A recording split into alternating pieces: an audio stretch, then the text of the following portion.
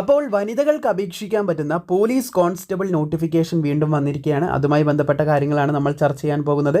തുടക്കത്തിൽ തന്നെ പറയട്ടെ, ഈ ഒരു നോട്ടിഫിക്കേഷൻ എല്ലാവർക്കും അപേക്ഷിക്കാൻ സാധിക്കത്തില്ലെങ്കിലും എല്ലാവർക്കും അപേക്ഷിക്കാൻ പറ്റുന്ന നോട്ടിഫിക്കേഷനും ഇപ്പോൾ അവൈലബിൾ ആയിട്ടുണ്ട്. അതുമായി ബന്ധപ്പെട്ട കംപ്ലീറ്റ് ഡീറ്റെയിൽസ് ആണ് നമ്മൾ ഈ ഒരു വീഡിയോ ഭാഗത്തിലൂടെ നോക്കാനായിട്ട് പോകുന്നത്. സോ ഇവിടെ നിങ്ങൾക്ക് നോട്ടിഫിക്കേഷൻ വന്നത് കാണാനായിട്ട് സാധിക്കുന്നതാണ്. 30/12/2025 ഗസറ്റഡിൽ ഈ പോസ്റ്റിലേക്ക് അപേക്ഷിക്കാനുള്ള ലാസ്റ്റ് ഡേറ്റ് എന്ന് പറയുന്നത് 4/4/2026 ഇനി ഇതെല്ലാവർക്കും അപേക്ഷിക്കാൻ പറ്റുന്ന നോട്ടിഫിക്കേഷൻ അല്ല, എല്ലാവർക്കും അപേക്ഷിക്കാൻ പറ്റുന്ന നോട്ടിഫിക്കേഷൻ, അതായത് മിനിമം +2 ഉള്ള എല്ലാ വനിതകൾക്കും ഇത് സ്പെഷ്യൽ നോട്ടിഫിക്കേഷനാണ്. ഇവിടെ നിങ്ങൾക്ക് കാണാൻ സാധിക്കും. എങ്കിൽ എല്ലാവർക്കും അപേക്ഷിക്കാൻ പറ്റുന്ന നോട്ടിഫിക്കേഷൻ ഇപ്പോൾ ആക്റ്റീവായിട്ടുണ്ട്. PSCൻ്റെ സൈറ്റിൽ കയറി അപേക്ഷിക്കാം. കൂടുതൽ വിവരങ്ങൾ അറിയാനായിട്ട് താഴെ ഡിസ്ക്രിപ്ഷനിൽ ലിങ്ക് കൊടുത്തിട്ടുണ്ട് കേട്ടോ.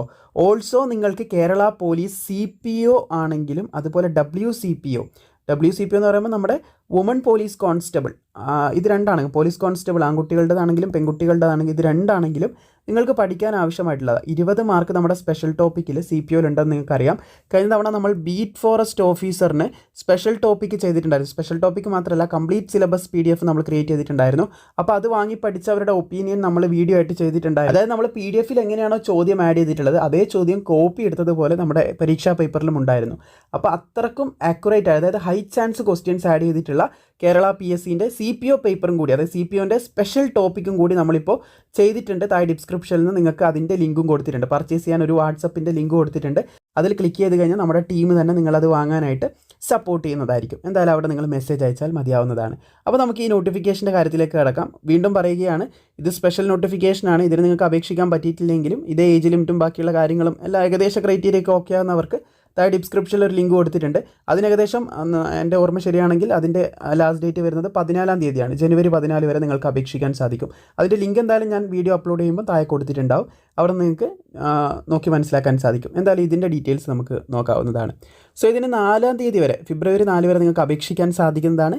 646/2025 ഇതിൻ്റെ കാറ്റഗറി നമ്പർ. കേരള PSCൻ്റെ വെബ്സൈറ്റിൽ 1 ടൈം രജിസ്ട്രേഷൻ കംപ്ലീറ്റ് ചെയ്തവർക്ക് ഈ ഒരു കാറ്റഗറി നമ്പറിലൂടെ PSCൻ്റെ വെബ്സൈറ്റിൽ ലോഗിൻ ചെയ്ത് അപേക്ഷിക്കാൻ സാധിക്കുന്നതാണ്. കേരള പോലീസിലേക്ക് വുമൺ പോലീസ് കോൺസ്റ്റബിൾ പോസ്റ്റിലേക്കുള്ള വുമൺ പോലീസ് ബറ്റാലിയനിലേക്കുള്ള നോട്ടിഫിക്കേഷനാണ് ഇപ്പോൾ വിളിച്ചിട്ടുള്ളത്. 31,100 മുതൽ 66,800 വരെയൊക്കെ ശമ്പളം ലഭിക്കുന്ന ഒരു പോസ്റ്റാണിത്.